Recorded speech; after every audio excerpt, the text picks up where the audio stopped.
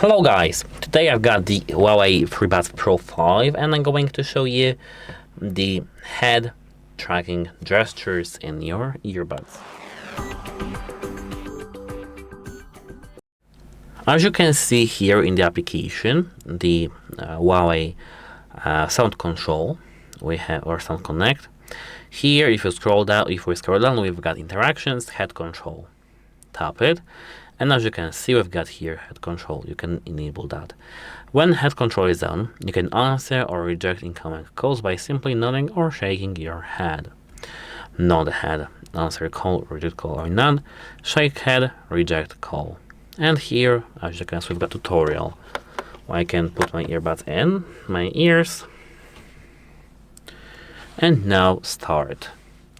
Now I'm nodding my head up and down, and now I'm shaking my head left and right. So actually, that's it. Goodbye.